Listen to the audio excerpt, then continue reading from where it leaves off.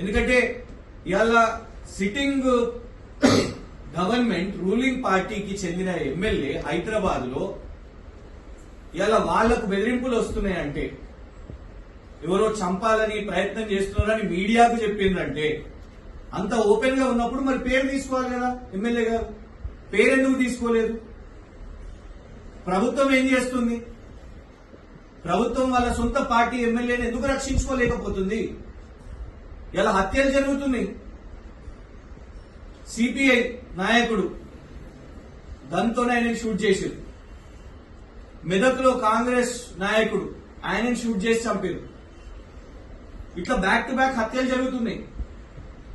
అదే ఇక్కడ పోలీసులేమో మొన్న ఒక బ్యానర్ మా వాళ్ళు వేస్తే, ఏది దాంట్లో బొమ్మలు లేవు, ఏం లేవు, ప్రశ్నలు అడిగారు అంతే. ఈ స్కాములు అవుతున్నాయి, కుంభకోణాలు అవుతున్నాయి అనగానే పొద్దున బ్యానర్ పడ్డది, మధ్యాహ్నం కల్లా బ్యానర్ కట్టిన వాళ్ళను, బ్యానర్ డిజైన్ చేసిన వాళ్ళను, నిలబడి ఏపించిన వాళ్ళను అరెస్ట్ చేశారు.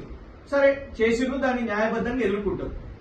ప్రతిపక్షాన్నేమో మీరు ఇంత స్పీడ్ గా ఎవరైనా రీట్వీట్ కొడితే సోషల్ మీడియాలో అరెస్ట్, రీట్వీట్ కొడితేనే ఫలానా ఎవరో పెడితే దాన్ని రీట్వీట్ కొడితే అరెస్ట్. మరి ఇక్కడ ఎమ్మెల్యే మీద హత్యాయత్నం జరిగితే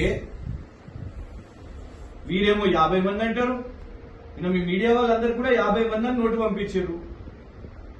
కానీ అక్కడనేమో మళ్ళా 6 బైకులు అని చెప్తారు. 6 బైకులలో 50 మంది ఎట్లా కూర్చుంటారు? 6 బైకులని పోలీసు వాళ్ళు స్పష్టంగా చెప్పారు. సీసీటీవీ ఫుటేజ్ రిలీజ్ చేయాలి. ఇక్కడ బ్యానర్ దగ్గరనేమో సీసీటీవీ ఫుటేజ్ ఆధారంగా మొత్తం అంతా అరెస్టులు చేశారు కదా. మరి ఇక్కడ ఎమ్మెల్యే మీద హత్యాయత్నం జరిగితే సీసీటీవీ ఫుటేజ్ ఎందుకు బయటకు వస్తలేదు? ఎమ్మెల్యే గారు డ్రామా చేసిర్రా? సెక్యూరిటీ కావాలనా? అదనపు సెక్యూరిటీ కావడం కోసం ఇదంతా డ్రామా చేస్తున్నారా? లేదు నిజంగానే ఉన్నదా? నిజంగా ఉంటే ఖచ్చితంగా విచారణ చేపట్టాలి. మేము కమిషనర్ సివి ఆనంద్ గారిని డిమాండ్ చేస్తున్నాం. దీని మీద ప్రెస్ మీట్ పెట్టి మాకు ఈ విచారణ మీద ఎక్స్ప్లెయిన్ చేయాల్సిన బాధ్యత మీకున్నది. ప్రభుత్వంలో ఉన్నవాళ్ళు, మా దళిత ఎమ్మెల్యే, మా నియోజకవర్గం ఎమ్మెల్యే, ఆయనకి ఏమైనా జరిగితే ఎట్లా మరి?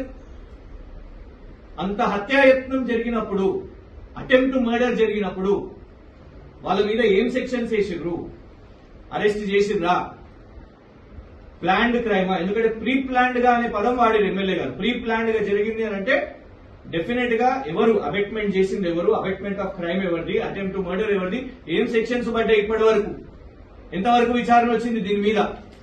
లేదు, ఇది కేవలం ఎందుకంటే సైరన్లు వేసుకొని వెళ్తూ ఉంటారు కాబట్టి. ఎందుకంటే నిన్న పోలీసు వాళ్ళు వాళ్ళ పొద్దున్న చెప్పే ప్రకారం ఏంటంటే సైరన్లు వేసుకున్నారు, వెళ్లే వాహనదారులకు ఇబ్బంది అయింది కాబట్టి అదేదో న్యూసెన్స్ లాగా అయింది అని పోలీసు వాళ్ళు చెప్పేబట్టి. సో ఈ సైరన్లు ఇంకా నియోజకవర్గం మీద రుద్దడానికి, ఇంకొక కొందరు బలగాలు కావడానిక ఇదంతా?